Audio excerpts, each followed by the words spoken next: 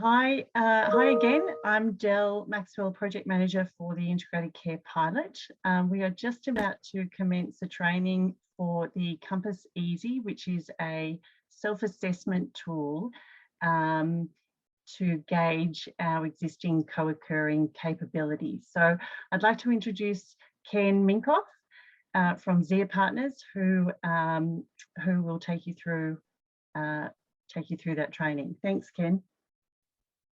Thank you very much, Del. And this videotaped training is designed primarily for those folks who are responsible for organizing the process of doing the tool in each of the programs in the participating partner organizations that are the 11 partner organizations that are engaged in the integrated care pilot. So the target audience are the project leads for each of those programs, change agents or program managers or both, who are going to be responsible for helping their programs organize themselves to use the tool, and anybody else who cares to watch and learn. It is not necessary for every staff person participating in the doing the tool to view the video. It's simple enough for program leads and project and organizational project leads to explain the process to everybody and help everybody get engaged in using the tool properly and having some fun with the conversation that comes from the tool. Now, the way that I'm going to do this is, first of all, the first thing that you're going to seeing on the screen is the tool itself, the cover page.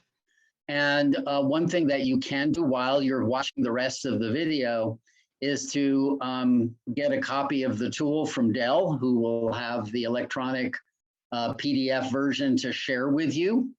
And you can sit and look through it while I'm talking. But I wanted to show it to you so you have a picture of what it looks like, even if you don't have it open in front of you. And once I go through that, then I'm going to shift to going through some slides. The first set of slides is a simple introduction to how to use the tool. And the second set of slides is what to do with the results in terms of using the results of doing the tool to create an action plan or improvement plan to improve the co-occurring capability of your programs. So the context for the tool, first of all, is that in the approach that we're using in the integrated care pilot, as hopefully you've seen by watching the orientation video, the general orientation video I did, all programs in this subsystem of the Victoria system, behavioral health system, all programs are co-occurring programs, and all programs go down a path within their mission and resources to become what we call co-occurring capable, welcoming, hopeful, integrated, strength-based, culturally fluent, trauma-informed, etc., but co-occurring capable. So what that means is the program is organized by policy, procedure, and practice at every level on the assumption that the next person who is coming in the door is likely to have both mental health and substance issues and maybe other complex needs. And everything about the way the program is organized helps the staff to use the best practice approaches for engaging those individuals in that program in alignment with their request and the program's mission, and help them with all of their issues going forward to make progress both in the immediate moment as well as make progress toward having happy, hopeful, meaningful lives, what we call recovery for adults in particular. So one of the questions one of the things that in this process, each organization and each program within the organization is going to be following something that we call the 12-step process of implementing co-occurring capability. And so part of what I'm going to be doing in the slides is illustrating the 12 steps. The first in the 12 steps, using the tool itself is step 5. So there are things that need to happen first, many of which I think you've already done, which is the first step is to have leadership announce that this is something that's going to happen in the organization. The second is to identify a change team with a project lead and change agents. So hopefully those of you who are watching are part of that. Identifying change agents for each program is the third step. Creating messaging to involve all staff in the process of becoming co-occurring competent inside their work is also part of that. So that by the time we get to do the tool, everybody is introduced and the organization has gotten some basic change management infrastructure in place. So that the tool itself becomes, oh, okay, now that we're organized, what do we do? And the answer is, well, we start doing a self-assessment using the Compass Easy tool. Now, this is a self-assessment tool for mental health and/or substance use programs and other service programs that have relevance to people with mental health and/or substance use needs. And I'll explain more. We have a whole toolkit. This is just one of those tools. But this is the tool that primarily everybody in this project is going to be using. It's a program-specific tool because different programs within the same agency may be organized differently and have different strengths and challenges, different missions, different populations, different levels of care, et cetera. So that, you know, doing one tool for a whole agency that has lots of programs just kind of mushes everything together. And therefore, what you want to do is look around and say, where are our programs? Where are our units? And have each one participate in doing the tool. Now, the tool itself has lots of instructions. So one of the things that I wanted to show you is all the instructions. So hold on, let me do that. Here we go. How do we do this here? Oops. There we go. So here's like instructions. See, instructions. There's a license that you guys have been granted. There's a user's guide that explains what this is about in great detail. It tells you there's a little introduction to what the whole process is about, what co-occurring capability means, what the sections are, how to use it, discussion, group, how long it takes, how to score it, and so on, okay? And I really recommend that even though you may watch this slide presentation, that you actually take the time to read the instructions and really try to follow them. The biggest problem that we have with folks using the tool is they skip right to the questions without reading the instructions. And then later on discover like, oops, we would have been better off had we done it the right way.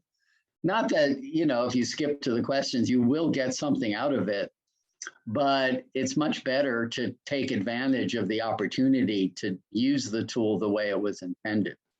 The second thing, of course, is that people read the instructions and then ignore them, being convinced that somehow they know that they're going to find the magic shortcut to doing the tool that will, make it much simpler to do. And again, that's the same experience. You'll get something from it. But at the end, most people, almost everybody who does that, they say, you know, oh my goodness, I wish we had realized at the beginning that we would have gotten much more value if we had followed the instructions that were laid out. So I'm recommending that you read all the instructions and follow them.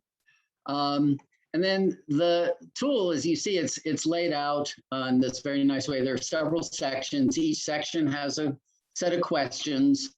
The questions all have a Likert scale, 1 to 5. There's a place to score. And then at the end of each section, you can sum the scores and total them. And a very important part, an essential element, is to put notes down documenting what you learned, what you discovered, and what you found in your conversation for that section that then might inform an action plan. I can't emphasize enough that if all you do is write down numbers and don't write the notes, then you will find that when you go back to the tool, you'll totally not remember what you talked about. And you won't be able to just use the number to take advantage of identifying the best things that you want to work on, because the purpose of the tool is to measure your current state of co-occurring capability, what we call measuring your baseline, and to use that baseline to help identify some things to work on. Okay, so taking notes is very important. Even if the notes don't lead to action, holding on to those notes may help you in the future. You may say, hey, I've got notes on a bunch of items. We're only going to work on a few. That's fine. But later on, we'll go back to some of the others that we identify. And then there are more sections. Section 2, program policies. Section 3, quality improvement in data. Section 4, access. Section 5, screening and identification. Section 6, recovery-oriented integrated assessment. Section 7, integrated person-centered planning. Section 8, integrated programming. Section 9, relationships. Section 10, program policies. Okay. Section 11, medication. Section 12, transition or discharge planning. Section 13, collaborating with other programs. Section 14, general competencies for staff and specialized competencies for staff. Okay. All right, so I'm going to, part of when I go through the slides, I'm going to show you a couple of questions and how they work. So I'm going to leave this up here and we'll come back to it a bit later. Right now, I'm going to share something else. I'm going to share the first slide set.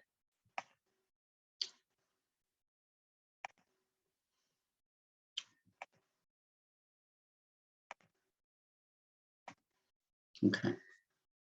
So as I said, the Compass Easy is a tool, self-assessment tool for behavioral health programs that are working on the process of creating welcoming, recovery-oriented, co-occurring capable service, whether you're serving adults or children or both, youth and families with co-occurring mental health and substance issues and other complex health and human service needs.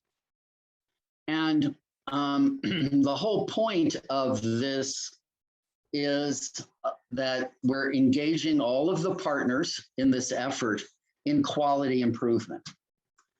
That is, let's look at where we are right now. All of you have strengths and capacities in working with co-occurring people, but all of you have room to improve. And the goal of this process is for all of the organizational partners and each program within and all the staff in the programs to have a common vision of how to operationalize best practice and to make an organizational commitment and engage in an organizational recovery process or quality improvement process to improve their ability to serve people with co-occurring needs.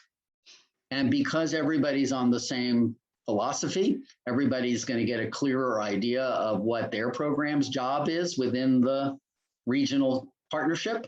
And everybody is not only going to be able to improve what they do, but to get better at figuring out how to help everybody else, because we're all doing this individually in each organization and each program, but we're also working as a team so that people can share their experiences and talk about, hey, this is what happened when we did the tool, and this is what we're working on. And another program can say, this is what happened when we're doing the tool and what we're working on. Everybody can kind of get involved in helping each other. So the purpose of this section is I want to teach everybody how to use the Compass EZ. Okay, so we're going to talk about the tool. I just showed it to you, how to use it, things to avoid, and how to get ready. Oops. There we go. So it's a self-assessment of co-occurring capability in a program. Now, this is a tool that doesn't ask you how you feel about being co-occurring capable. It asks you about the degree to which, this is like an accreditation tool, it asks for evidence of. It looks at policies and procedures. It looks at the way in which we organize our approach and document it and so forth. Now, it doesn't require that you drag your policy manual in. As you'll see, some of the value of this is that in the conversation in the program, people are going to be asked to talk to each other about what the policy actually says. And it's not uncommon to find out that people in the same program have very different ideas about what the policy says, which is a clue that even though you may have something written down, if nobody really knows it and doesn't follow it, then it's not really operational. And so what you're learning is the degree to which you actually have created helpful guidance for people working with the folks who are most challenging inside your organization. And that's true whether you're a mental health program or an alcohol and drug program or a homeless outreach program, program for children, et cetera, et cetera. Now, there are other tools for certain kinds of programs. So we have tools that are specifically for folks that don't deliver services, but do prevention. There are programs there's a tool for programs whose primary purpose is providing supports to people with intellectual or developmental disabilities or serving people with acquired brain injuries, many of whom have co-occurring mental health and or substance use disorders. And then we have tools that are specifically designed for programs that are delivering physical health care and are trying to integrate behavioral health in general, mental health and substance use into the physical health care program. The Compass EZ is geared to the mental health or substance use programming per se. And the domains which you just saw are program philosophy, general program policies around things like documentation and reporting services to your funder and things like that.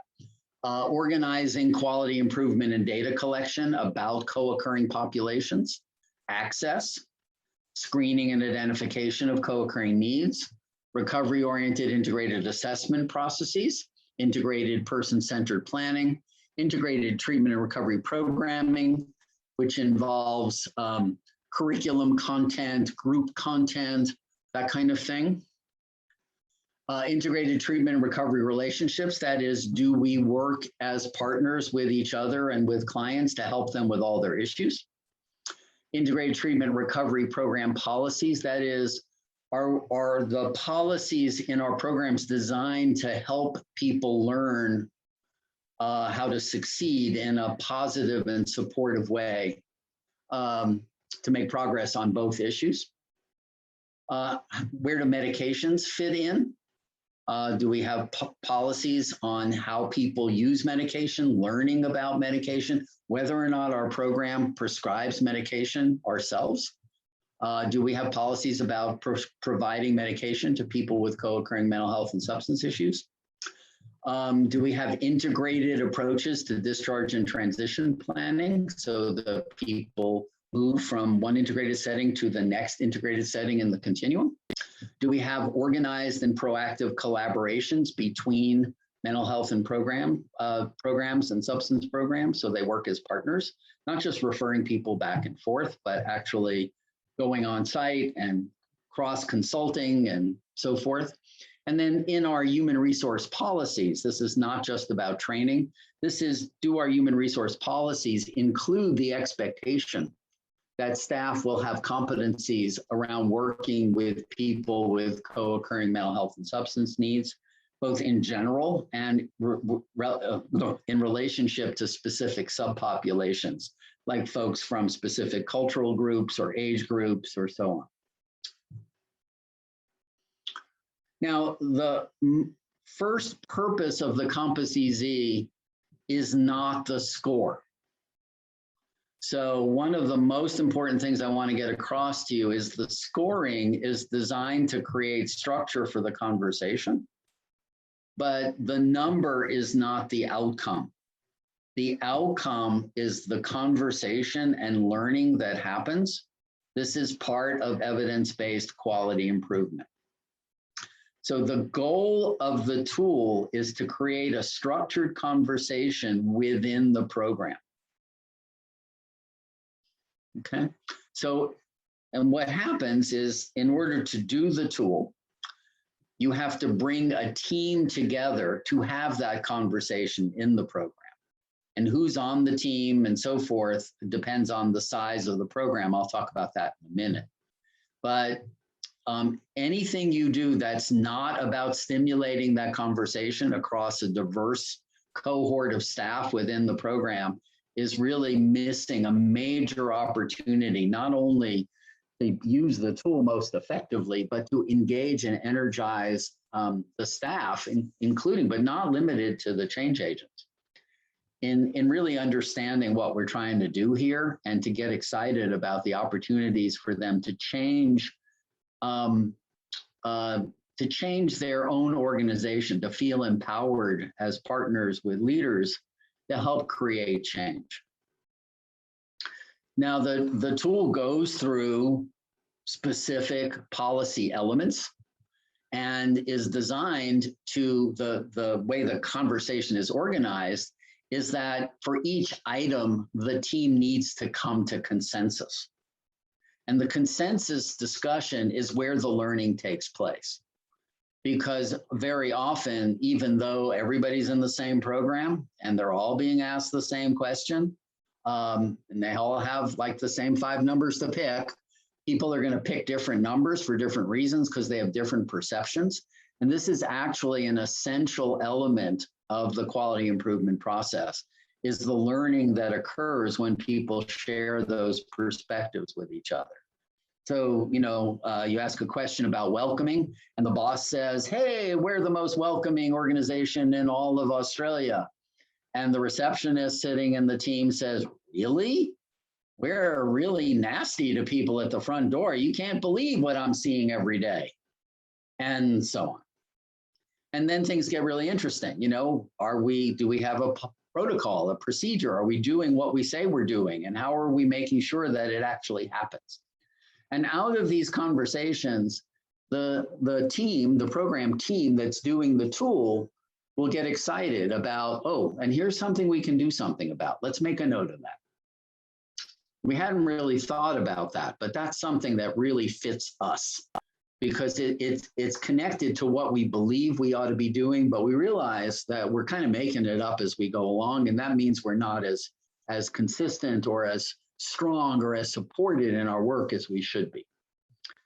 The other thing that the tool does is it allows a baseline, but in this project, where the hope is that at the end of maybe a year, everybody will do the tool again and see where there's been some progress made. What have we learned? What have we changed? And what are we going to do next? Because, you know, we're going to keep on going to help all of our processes get better aligned with the needs and hopes of the people with complex needs that we're serving all the time.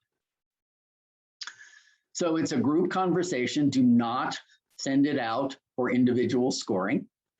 It is okay for people to have it ahead of time and read through it. So they've had a chance to think a little bit about what's going on. It takes about 2.5 to 3 hours for a typical program to do it. You can do it all at once, but a lot of programs also will say, well, let's spread it out. We'll do it in chunks. We'll do it, 45 minutes at a time over a series of staff meetings or lunch hours or whatever. And that's perfectly fine, and it's real important to keep track of the conversation and continue where you left off. The scoring involves a simple Likert scale. 1, you can't get a 0, even if you've never thought about this wall. 1 is not at all. 5 is pretty much completely. And then 2 is a little bit, 3 is halfway, 4 is mostly, it's like that. And what you're looking at is not only whether you're doing the thing and having those policies and procedures in place, but how consistently are they utilized? How consistently do we do this? How embedded is it actually? If we have a policy that nobody uses, that's, a small step in the right direction, but it's not what you're trying to do. Now, these group conversations rarely need someone to facilitate them. And usually what happens is somebody from the program, takes responsibility for getting it organized, getting everybody there. Very often it's the program leader and maybe a change agent from the program who are excited about getting this done. And usually it's helpful to have somebody be kind of a timekeeper and note taker, to keep everything moving so things stay on track. Ideally, it's better if it's not the program manager, because the program manager will do best if they're just participating equally with everybody else in the program. Some programs just appoint somebody who's organized and nice. Some programs take turns moving, you do this section and somebody else will do the next section.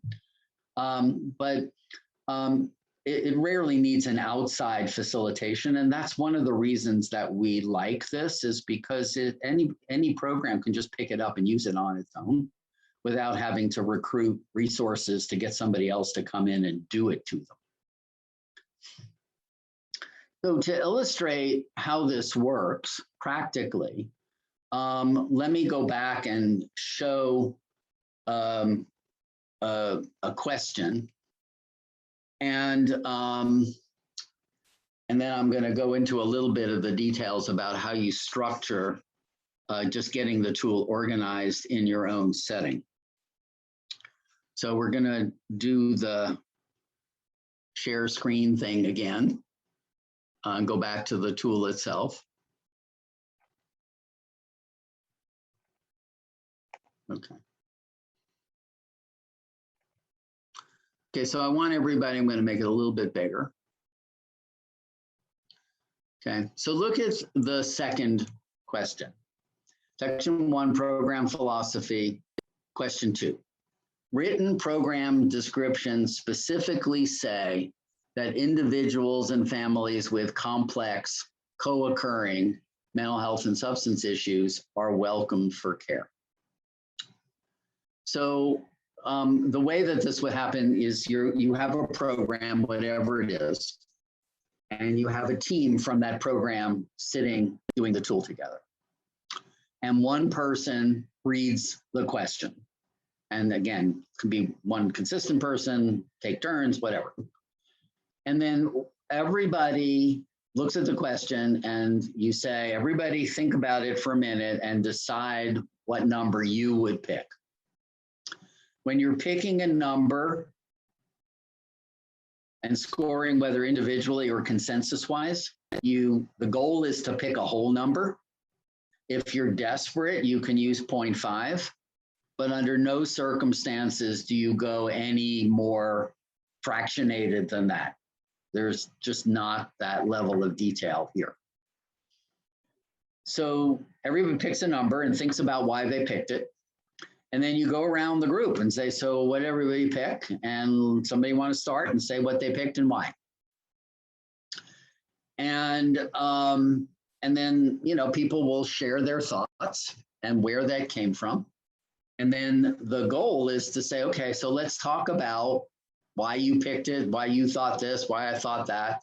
And let's see if we can listen to each other and come to agreement on what number best reflects our collective approach. And write that number down, and then put down any notes on the bottom about something that we may have learned related to this. Now, this question is kind of interesting because, it's early on in the process. It's the second question. And people will often say, well, welcoming? Of course we're welcoming. We're the most welcoming people in all of Australia. We're nice to these people, even though they don't pay us enough. We don't have enough resources. We don't have enough money. We're dealing with the most difficult people of any program that's going around. And we're nice to them, even though they're horrible to us. In fact, we were so nice yesterday. We were really nice when we called the cops and kicked that person right out. And then people will just erupt, and everybody's talking about why they're, welcoming and why they're feeling challenged by the question and so forth. And this will often go on for a while, which is great. This is what's supposed to happen. And then somebody might say, guys, we're having a great discussion, but are we answering the question? And then somebody might say, well, what's the question again? And the person who read the question will go, written program descriptions specifically say that individuals with co-occurring issues are welcome for care. And somebody says, oh, written program descriptions. Do we have a written program description? And somebody says, I don't know, I think so. Where is it? Well, it's in that book somewhere. Well, when was the last time anybody looked at it? I don't know. Well, hey, I have one over here on my phone. Oh, what does it say? Does it say anything about welcoming? Does it say anything about people with both mental health and substance issues specifically being welcomed? Okay, that's the kind of question that you're trying to get at. Okay, and what this starts to tell you is, hey, we think we're welcoming, but we never put it anywhere. We don't tell anybody that. And sometimes people start saying, well, if we say we're welcoming people with mental health issues, does that mean we're still an alcohol and drug program? If we say we're welcoming people who may have alcohol and drug issues, is that okay in our mental health room? And this starts to get the thing going. Okay, and at some point you say, okay, we came to agreement. We're not going to solve the problem here. Let's just write down our score, make some notes, move on to the next question, or we'll never leave, okay? So there are a couple of things that this question illustrates that programs may want to decide initially. So you'll notice that it says complex, and then in parentheses, it has co-occurring. And this is explained in the instructions, but it's really a decision for how you want to use it. This whole integrated care pilot is starting around the energy in Victoria around the Royal Commission and integrating care for people with mental health and substance use. So at the very least, you want to talk about co-occurring. But in the way that folks think, there's a whole lot more going on than just mental health and substance. And so we want to, you may say, look, for our program, we want to acknowledge that we're dealing with lots of complexities as well, housing issues and cultural issues and so on and so forth. And it's fine to do that. So, but first of all, make sure that you write down what you decided and don't neglect the co-occurring piece. It's amazing. You can be a mental health program and say, oh, we're going to be complex. We're going to be about everything. And say, yeah, we welcome people who are homeless and involved with the criminal justice system. Yeah, yes. And somebody says, what about substance use? Oh, but not that. But that's not our job. We're mental health. So you have to start with co-occurring mental health and substance. The second piece is the individuals and families. So, different programs have different ways they serve folks. Some are very individually oriented, some work with families. When you're thinking about families, think specifically about how when people come for service, they bring their families with them, especially when you're working with children. And that the children, may have significant mental health issues, but, maybe not using substances or too young to use substances. They're 4 or 5 years old, but they have family members who do. So we call those co-occurring families.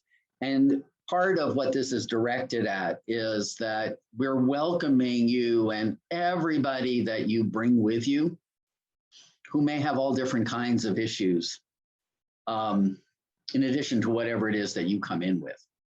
So that's what this is about. And sometimes the questions specifically reference co-occurring families, sometimes they don't. But if you're primarily serving children, you are always thinking about individual children and the families, or caregiver systems in which those children are embedded. Okay. So another question that is an illustration, just to get further into the service domain, is this one. Oops. Integrated person-centered planning. Okay. Question 31. For each of the co-occurring issues listed in the plan, there is an identified stage of change, stage-matched interventions, and achievable steps to help the person feel and be successful. So each of the issues, remember we said if somebody says what stage of change is a person in, the correct answer is always for which issue. So this implies that if you're developing service plans, however you do it, that the service plans prompt you to list co-occurring issues, regardless of what your primary mission is supposed to be. If you're a mental health program, you're still listing substance use issues as primary issues, even though the person may be in an early stage of change. And there's a stage-matched intervention. This person is very reluctant to share with us about their substance use because they're scared we'll be criticizing them. And our goal is to help them feel more trusting about talking with us to help make better decisions about their substance use. Okay. So it's a stage-matched intervention and so on. Now, some of the programs may not have some state-mandated requirement to create a formal service plan. And so sometimes programs will say, well, we don't do that thing, so we'll skip that section, and that can be okay. But you always can ask yourself, well, even if we're not required to write down a service plan, do we do service planning? And how do we do it? And how do we know what we're doing with the person we're helping? And how do we all stay on track with the team? And then the program may get back on track and say, well, let's take a look at our service planning process, even if it's informal. So, so that's an illustration. So let me go back to the slides.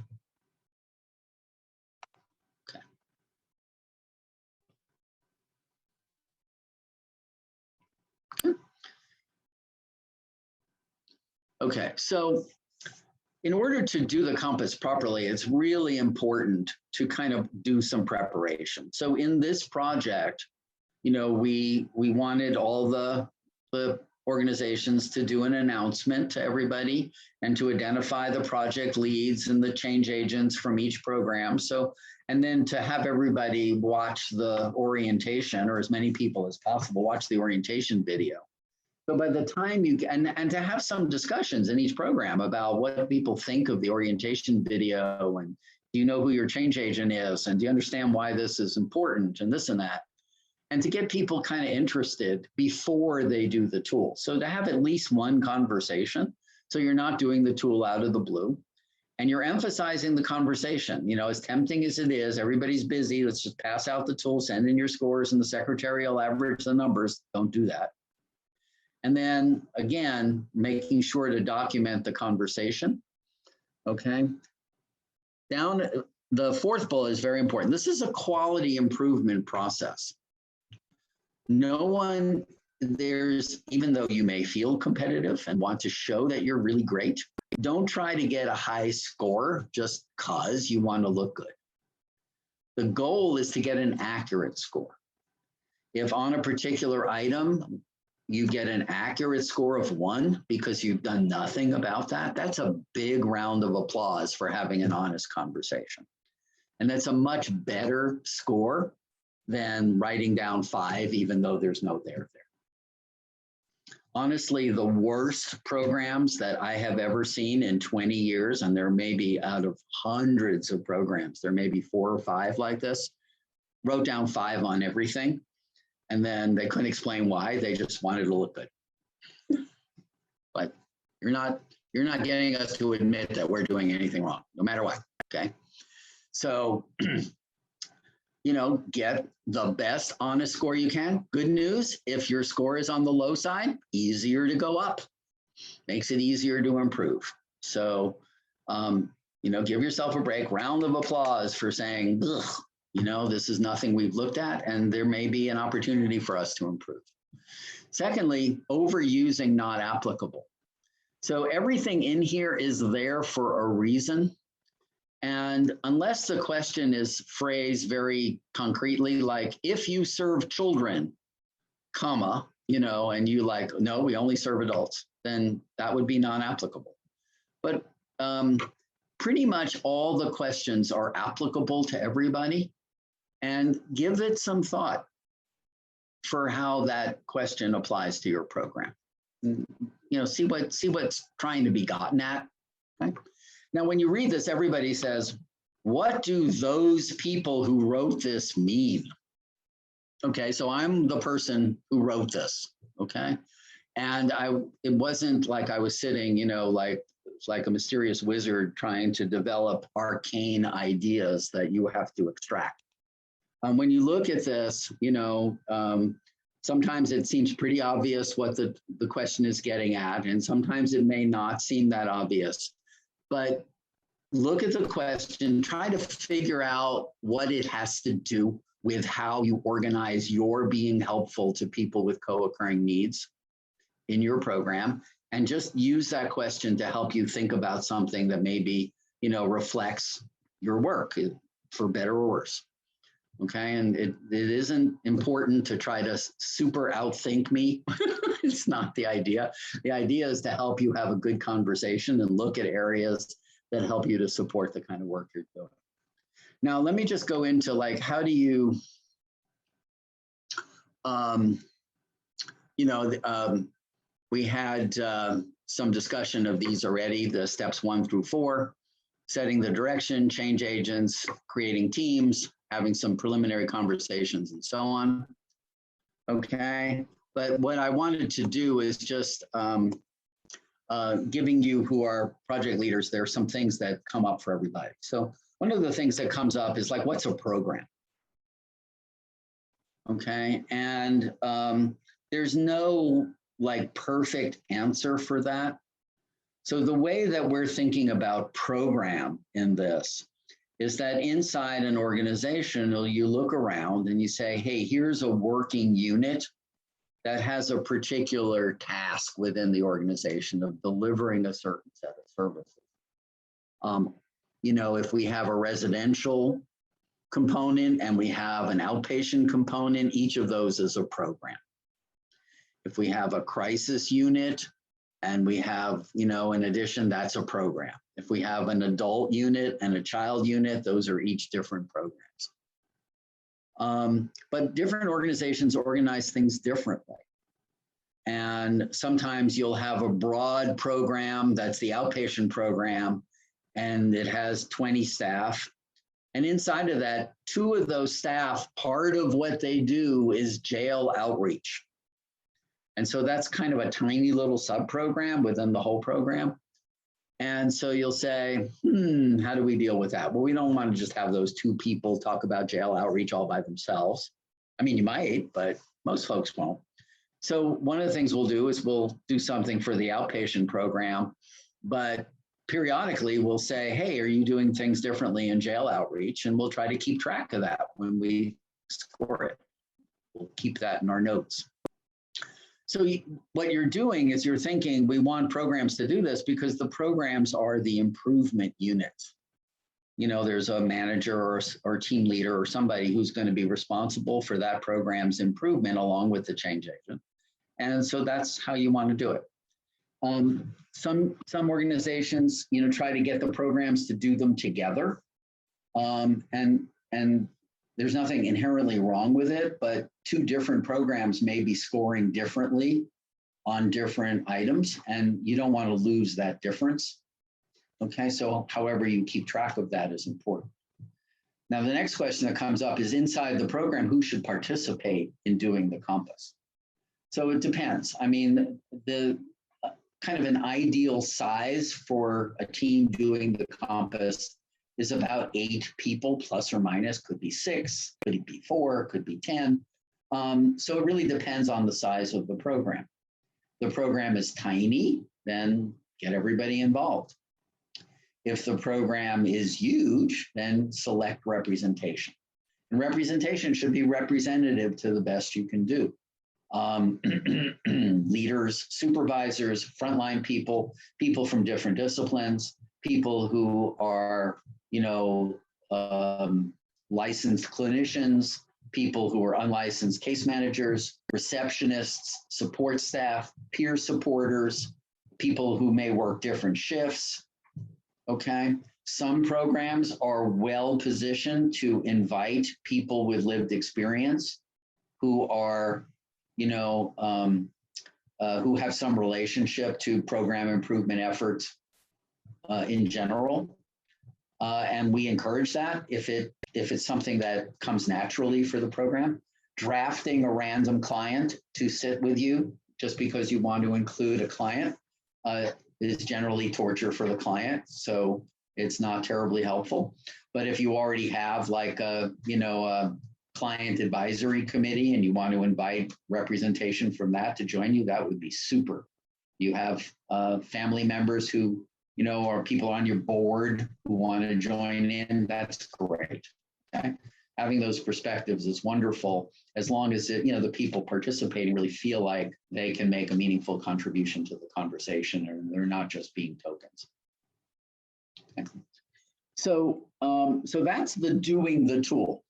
Now in this process, every program will, every organization will have a job to do, so to speak, is figure out, how to get each of its programs organized and get them to do the tool, and we'll have a few months to do it. And some programs will do it more quickly and share their experiences, and others will take a little longer because they've got stuff going on, and that's fine. And everybody will be sharing not only their scores, but what they learned and their impending action steps with Dell, who'll be doing the project tracking. Okay, and these things will be, there will be conversations in the change agent team about what people are learning and working on and how everybody can help each other. And, the change agents will get consultation, the project leads will get consultation, and then at the higher executive team level where the organizational leads get together, everybody will be working at different levels to kind of keep moving this along. Now, once folks have done the compass, what do you do next? Well, the goal of doing the compass is to develop a quality improvement plan, an action plan. So what you're doing is you're saying we're measuring our baseline and we're identifying opportunities to improve. So let me just go through that quickly. And that's the second slides.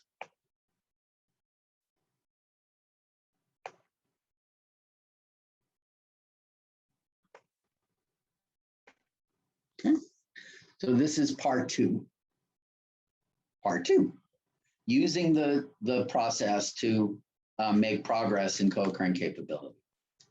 So the whole idea here is now that you've done the Compass Easy for a program, what do you do next? And then also for an organization with many programs, how do you balance an organization-wide improvement approach with things that the different programs may be working on?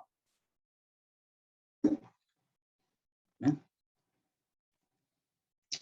So first of all, this slide set is organized to reflect the 12 steps of change for each organization. So there's a formal announcement and commitment by the organization, which is hopefully going to, be, happening in November and early December. And everybody gets communicated to, here we're in, yay us. And then there's a team, a project lead, and that project lead will have another, operational change team that has representation from different parts of the organization. That's the second step. And hopefully you guys have already got that in place, as I said. Then we want change agents representing the frontline voice across the program. That's going to be bigger than the project management team.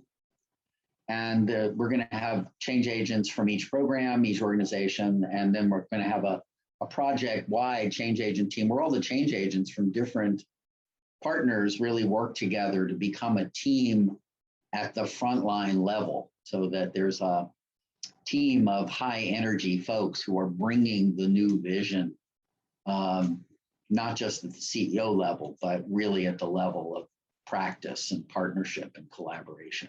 And each change agent is working with their own program manager to help improve stuff in their own program, but they're also working collectively within their own organization and across all the organizations as a team to help bring the change forward. And that's the really exciting and energizing part of this whole process.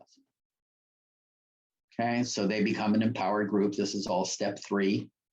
Then part of step 4 is creating the message, and this is very important for you guys, that whatever we're doing, it's about everybody. We're not just setting aside a few special co-occurring experts.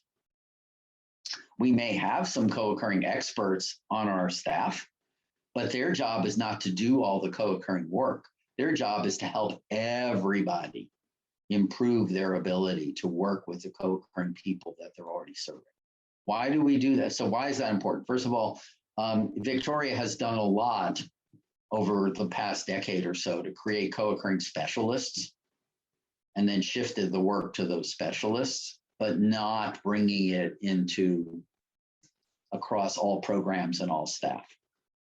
And it's important to build that foundation because co-occurring is an expectation. You can't deal with this just by creating some specialized services that are a small subset of what everybody does. Okay, it's important to build this foundation because people with co-occurring needs are going to show up everywhere in every service, in everybody's caseload all the time. So part of the announcement and the messaging is, yes, we will have change agents. Yes, we will have project leads. There are people who are working on this, but at some level, this is involving all of us. And we're developing tools and procedures that help everybody make progress. And don't panic. If you're scared to death about doing this stuff, we'll help you. If you're already great about doing this, that's great. We'll help you get better. And your job is to help others. We're all moving in the same direction. And then step 5, as I said earlier, is the program does the tool, and that we talked about that. And then this is what we want to focus on. So based on the results of your tool in each program, you create an achievable, keyword, short-term, what can we accomplish in 3 to 6 months to make progress toward co-occurring capability? Incremental steps, measurable objectives, reasonable timeframes, responsible people. We have templates for doing action plans, but you can use your own. This is quality improvement 101. Rapid change cycles, plan, do, check, act, if you're familiar with all that kind of stuff.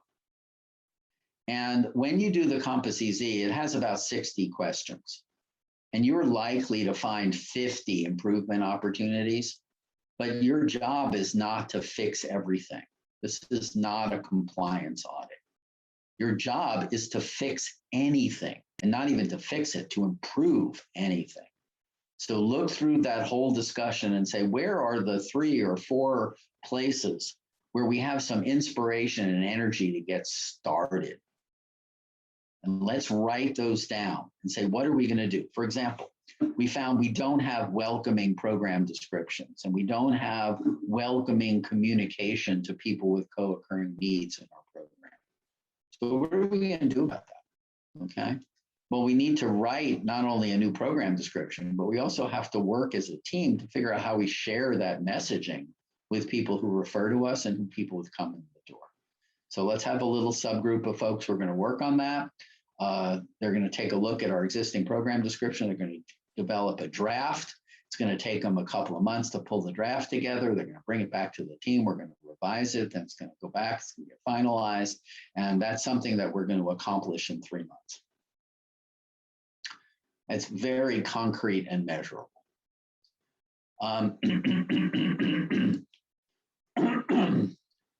So, and we can go through that. You know, it's like in the stage of change thing. Okay, we're going to look at our treatment planning format. Does it have stages in it? No.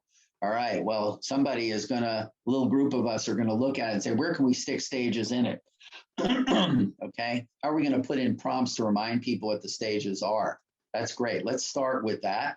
And once we've got it there, then we're going to do some internal training to practice stage identification and writing down stage matched interventions. And then people are going to start practicing using them, and we'll kind of look at it periodically to see if we're getting better at getting that right. Very concrete. Okay. So the action plan should be simple and doable, derived from the program's own conversation. Okay. However, in an organization at the leadership level, when all the programs come together and share their stuff internally, leadership may say, look, you guys can do what you want, but we want everybody to work on welcoming, for example. Okay, because we want our whole, that's something that's important for all of us. Or we can say everybody in our agency should work on these 2 things, but you can pick 2 others, however you want to do it. But there's a balance between an organization, everybody doing the same thing for the organization and having some flexibility.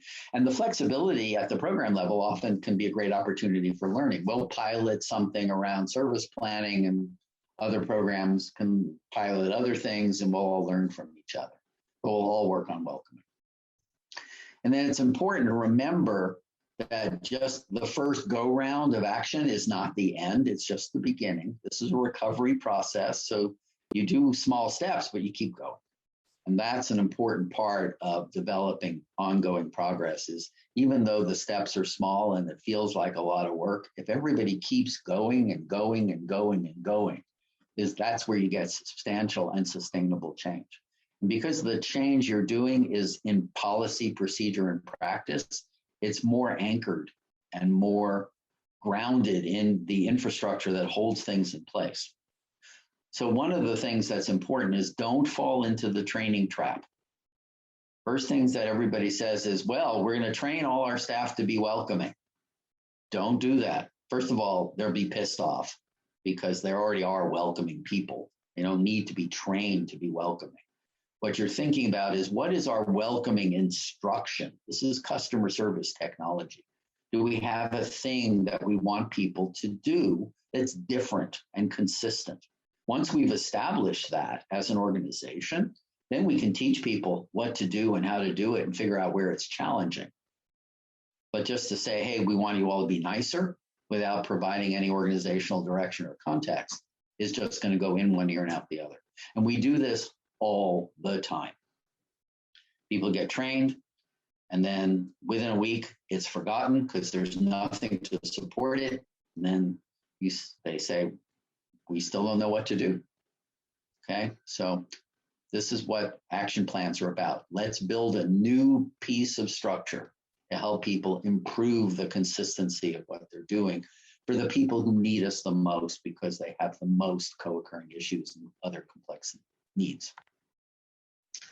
So we use this, the 6 C's of action planning. So the first thing is focus things on co-occurring capability. So for example, a lot of places say, hey, we need to be more welcoming. And one of the things they notice immediately is that their waiting room looks like it was built in 1730 and hasn't been painted in 200 years. And so they get all focused on, we're going to buy plants and pictures and redo and nice, it's going to look nicer. And that's fine, but that has nothing to do with, it's nice and it's welcoming, and I'm not against it.